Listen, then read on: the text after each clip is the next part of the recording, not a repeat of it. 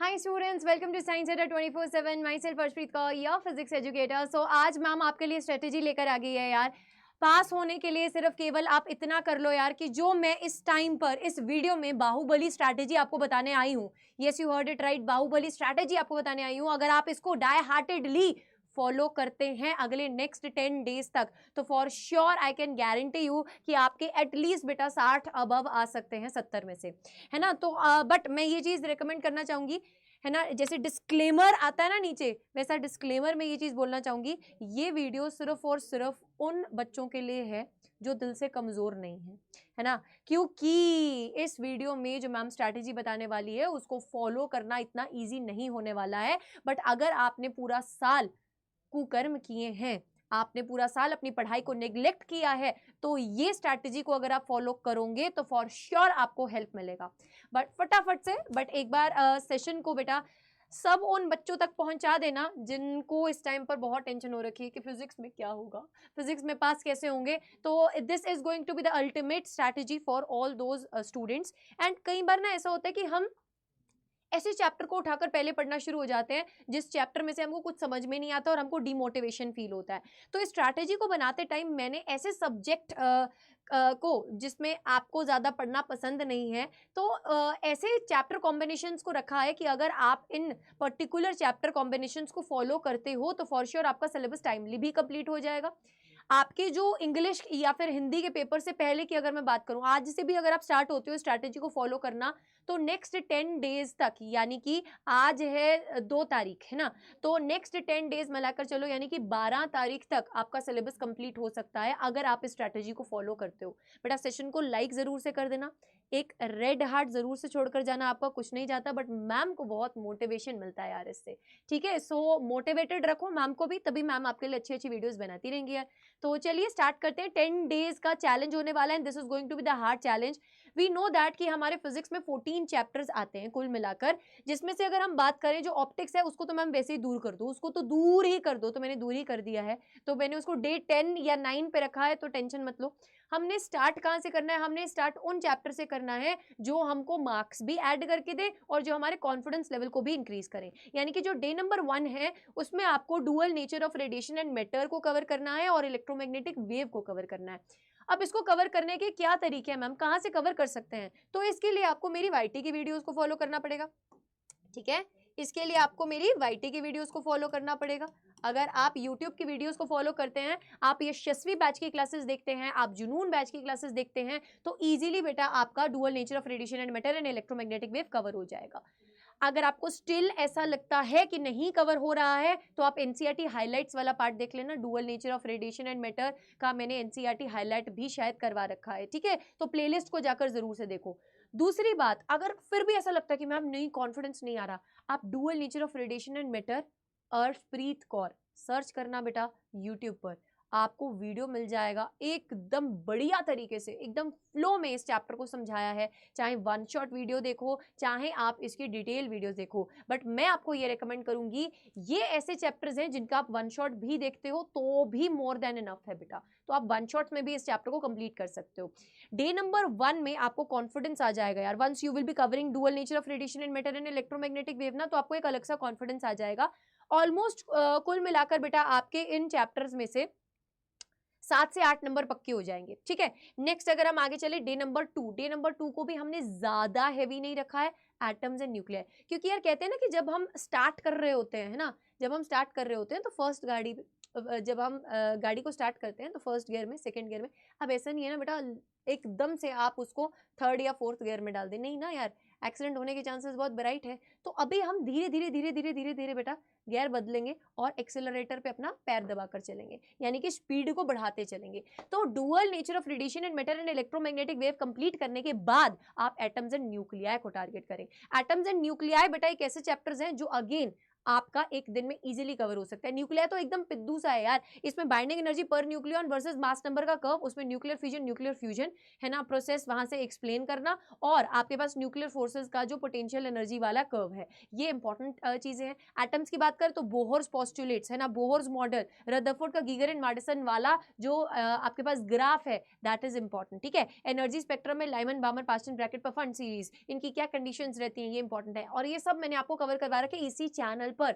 तो प्लीज जाके प्लेलिस्ट को देखिए। इफ यू स्टिल फील कि नहीं मैम हम उनसे नहीं पढ़ पा रहे हैं, या शायद उसमें वीडियोस लंबे हैं, मैम हमको और प्रिसाइज और बढ़िया वाली वीडियोस चाहिए, तो बेटा उसका भी हल है। उसके लिए आपके लिए हमने एक बैच निकाला था, संकल्प 2.0, संकल्प 1.0। इसमें अभी भी एडमिशंस ओपन है, आप इसमें आज भी इनरोल करते हैं तो यूजिंग दिस कोड आपको ये जो प्राइस है वो 500 से कम का पड़ता है, और इसमें आपके पास डिटेल्ड में सब बढ़िया तरीके से 2-3 सेशंस में बेटा आपके लिए पूरे चैप्टर का कवरेज किया गया है। ठीक है, तो you can enroll in that as well. अगर डे नंबर 3 की बात करूं तो डे नंबर 3 में बेटा आपको सेमीकंडक्टर को टारगेट करना है एंड मैग्नेटिज्म एंड मैटर को टारगेट करना है। अब मैंने इसके साथ मैग्नेटिज्म एंड मैटर क्यों डाल दिया, कॉन्फिडेंस आएगा ना कि यार 6 चैप्टर पूरे हो गए, हमारे 14 में से 6 चैप्टर्स पूरे हो गए। और सेमीकंडक्टर एक ऐसा चैप्टर है, purely theoretical chapter, intrinsic extrinsic, input output characteristics, forward biasing, reverse biasing, इतना भी अगर आता है ना, और पीएन जंक्शन फॉर्मेशन अगर आता है, बस नहीं आ पा रहा है। और बेटा अगर इसमें से बड़ा क्वेश्चन आना है तो हाफ वेव या full wave rectifier, chances are very less कि हाफ वेव रेक्टिफायर में से पूछेंगे। यार जिसमें कमी होती है उसके बारे में क्यों ही पूछेंगे, फुल वेव रेक्टिफायर में से क्वेश्चन आएगा। तो उस हिसाब से अपने आप को 5 से 6 क्वेश्चन के फॉर्म में बेटा इस चैप्टर को फिनिश कर देना। ठीक है, सेमीकंडक्टर फिनिश करने के बाद मैग्नेटिज्म एंड मैटर पे आ जाना। मैग्नेटिज्म एंड मैटर तो वैसे ही एकदम पिद्दी सा चैप्टर है, इसमें से ऑलमोस्ट सब कुछ कर चुका है, सिर्फ लास्ट का मैग्नेटाइजेशन वाला पार्ट आपको कवर करना है, और साथ ही साथ बेटा आपको डायमैग्नेटिक, पैरामैग्नेटिक, फेरोमैग्नेटिक की प्रॉपर्टीज को पढ़ना है अच्छे से। ठीक है, डे नंबर 3 कंप्लीटेड। सो यहाँ पर बनता है एक अपने पीठ पर है ना थोड़ा सा एकदम है ना थपथपा देना यार, कि अगर आप डे नंबर 3 तक कॉन्टिन्यूटी में मैम का ये 10 डेज हार्ड चैलेंज फॉलो कर लेते हो, तो मतलब बस आप फिर बढ़ना स्टार्ट हो चुके हो, आप बेटा एक्सपोनेंशियल कर्व के ऊपर ना चढ़ना स्टार्ट हो चुके हो। और डे नंबर 4 पे जब आओगे तो आपको इलेक्ट्रिक चार्जेस एंड फील्ड को टारगेट करना है, फर्स्ट चैप्टर को टारगेट करना है, जिसमें आप गॉसेस लॉ, इलेक्ट्रिक डायपोल वाला टॉपिक बहुत अच्छे से कवर करोगे। Next electrostatic potential. अब मैंने पूरा चैप्टर नंबर 2 आपका डे नंबर 4 में नहीं डाला, अगर आप ध्यान से देखें, सिर्फ electrostatic potential and potential energy का कॉन्सेप्ट पढ़ना है बेटा। जो कैपेसिटर वाला टॉपिक है वो आपका डे नंबर 5 पे चला गया है। ठीक है, डे नंबर 5 में कैपेसिटर वाला टॉपिक, कैपेसिटर के केस में जब आप डाइलेक्ट्रिक स्लैब को इंसर्ट करते हैं, एज वेल एज जब आपके पास वैक्यूम है इंसर्टेड है ना, सारे केसेस में आप कैपेसिटेंस वाला जो फॉर्मूला है वो डिराइव करना सीख ले। जब डाइलेक्ट्रिक स्लैब इंसर्ट करते हैं T is equals to D, और T लेस देन डी वाला केस, T लेस देन वाला डी वाला केस बहुत बार पेपर में पूछा गया है, तो उसको फॉलो करो। ठीक है, नेक्स्ट करंट इलेक्ट्रिसिटी चैप्टर बेटा इस दिन कंप्लीट करना है, डे नंबर 5। थोड़ा सा हैवी डे लगेगा, बट इसके बाद मैंने आपको ब्रेक दिया है। डे नंबर 5 के बाद आपको सांस लेने का मौका मिलेगा, आप डे नंबर 6 में सिर्फ रिवीजन करेंगे, क्योंकि ये जो हमारा दिमाग है ना बेटा, ये जो दिमाग है ना, दिमाग इसको भूलने की बहुत गंदी लत लगी है। यानी कि डे 5 तक जब आप पहुंचोगे तो आपने जो डे 1 और 2 में पढ़ा है, तो चांसेस आर वेरी ब्राइट कि आप उसको भूल चुके होंगे। सो डे नंबर 6 में रिवीजन तो बनता है यार। डे नंबर 6 में आप मॉडर्न फिजिक्स एंड सेमीकंडक्टर का कंप्लीट रिवीजन कर डालोगे। ठीक है, ये electric charges and field and electrostatic potential and capacitance तो आपने ताजा पढ़ा होगा है ना, तो इसको रिवाइज करने की जरूरत है। मॉडर्न फिजिक्स अच्छे से रिवाइज कर लेना और सेमीकंडक्टर रिवाइज कर लेना। कुल मिलाकर 19 नंबर का आपको उस दिन रिवीजन करना है। और जब रिवीजन बोल रही हूँ ना बेटा, तो रिवीजन इंक्लूड्स आपको इनके PYQs लगाने हैं, आपको इनके प्रीवियस ईयर क्वेश्चन लगाने हैं, और एनसीईआरटी के जो हाईलाइट मैंने आपको करवाए थे, उसमें जो एनसीईआरटी के क्वेश्चंस करवाए हैं उनको कंप्लीट करना है। ठीक है, after covering that day number 7 में you are fresh again for this Baahubali strategy. Day number 7 के लिए हम रेडी हो चुके हैं, एंड अब हम पढ़ने वाले हैं moving charges and magnetism chapter को। बहुत दिल स्ट्रॉन्ग करके पढ़ना पड़ेगा, बिकॉज इसमें जो बायो सेवर्ट्स लॉ है, जो एम्पियर्स लॉ है ना, जो बायो सेवर्ट्स लॉ की एप्लीकेशंस हैं, यानी कि अगर हम बात करें यहाँ पर एक सर्कुलर कॉइल की वजह से सेंटर पर मैग्नेटिक फील्ड कितना रहता है, वो सब चीजें बेटा आपको डिटेल में पढ़नी पड़ेंगी है ना। तो बढ़िया चैप्टर है, एकदम दिल लगाकर पढ़ना है इसको। Next electromagnetic induction till Lenz law पढ़ लेना इस दिन। ठीक है, हौसला थोड़ा ज्यादा चाहिए होगा, but again I am saying कि यार हार्ड चैलेंज है, इजी चैलेंज नहीं। अगर इजी होता तो हर कोई कर लेता। फिर अगर तुम इसको करने की ठान रहे हो तो तुमको इस तरीके से, आप जो बच्चे सिलेबस कर चुके हैं उनको इसी फॉर्मेट में रिवीजन करना है, जिन्होंने सिलेबस नहीं किया उनको इसी फॉर्मेट में अपना सिलेबस कंप्लीट करना है, ठीक है। नेक्स्ट डे नंबर 8 पे आप जो रिमेनिंग इलेक्ट्रोमैग्नेटिक इंडक्शन वाला चैप्टर है, इंडक्टेंस, एसी, ट्रांसफार्मर, इसको कंप्लीट कर लेना और ऑल्टरनेटिंग करंट को कंप्लीट कर लेना। ऑल्टरनेटिंग करंट में से बेटा एलसीआर सर्किट, रेजोनेंस वाला पार्ट है ना, एलआर सर्किट है ना, इनके जो फेजर डायग्राम्स हैं, इनके जो ग्राफ्स हैं, इनके जो एक्सप्रेशंस हैं, वो बहुत इंपॉर्टेंट है।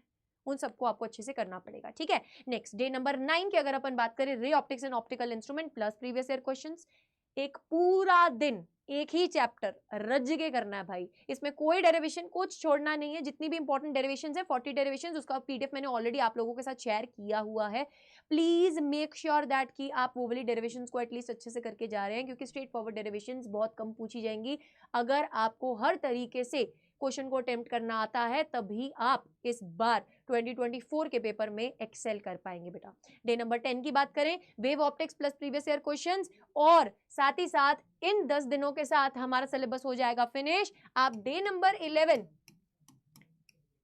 11 में अपने आप को शाबाशी देते हुए क्या करेंगे बेटा, रिवीजन करेंगे, एक क्विक रिवीजन करेंगे और सैंपल पेपर को सॉल्व करेंगे। Once you will be solving the sample paper, you will get to know कि किन किन चीजों पे आप अड़ रहे हैं, किन किन चीजों में आप फंस रहे हैं। आप उन टॉपिक्स को दोबारा से अच्छे से रिवाइज करेंगे, फिर आप सब्जेक्ट ओरिएंटेड हो जाएंगे। Then you will be studying subject oriented, क्योंकि उसके बाद आपके हिंदी, इंग्लिश, केमिस्ट्री, इनके पेपर्स आ जाएंगे। फिर आप उतनी देर फिजिक्स को पॉज पे डाल देंगे, ठीक है।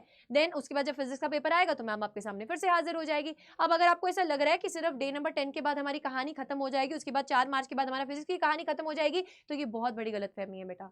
बिकॉज ये चैलेंज हार्ड है ना, बिकॉज ये चैलेंज हार्ड है, इम्पॉसिबल नहीं है। इसको अपने दिमाग में फीड करके रखो। अगर पहले दिन शुरुआत करी है, इस वीडियो पे आए हो, तो उसको 10th डे तक फॉलो करना है। दूसरा बेटा, सिर्फ और सिर्फ बोर्ड एग्जाम्स हमारा टारगेट नहीं है, हमको एक अच्छे कॉलेज में जाना भी टारगेट है। और जो साइंस स्टूडेंट्स होते हैं उनके लिए जेई और नीट ऑप्शन होता है।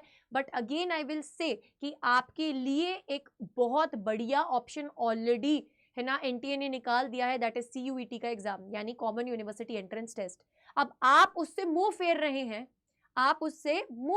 हैं, तो बेटा कहते हैं ना यार, सच्चाई से जितना मर्जी मुंह घुमा लो, सच्चाई बदलती नहीं है। तो ये वही एग्जाम है जो बेटा आपको, जिससे मुंह नहीं फहराना है। जेई हो, नीट हो, दो यार, उसमें आपको रियलाइज होगा यार कि उसके पीछे बहुत सारे लोग हैं। वहां पे सिलेक्शन पॉसिबल नहीं होगा अगर सारा साल डगमगाते रहे हो, प्रेपरेशन अच्छी नहीं है। सो उसके लिए आपको सीयूटी का एग्जाम देना पड़ेगा। और संकल्प प्रो बैच में आपके लिए सब कुछ इंक्लूडेड है, बोर्ड एग्जाम्स प्लस सीयूटी की preparation plus e books plus mock test, everything is included in this price only.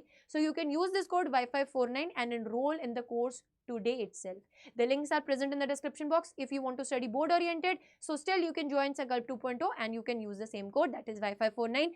Strategy कैसी लगी कमेंट सेक्शन में जरूर से कमेंट करके बताना, हैशटैग जरूर से लिख कर जाना that are you all ready for it, and love you all, take care, stay tuned with us on this particular channel. यार शेयर कर दिया करो, लाइक कर दिया करो, आप लोग जब प्यार देते हो तो हमको भी अच्छा लगता है, एंड हम आपके लिए ऐसी वीडियोस बनाते रहेंगे। सी यू ऑल, बाय बाय।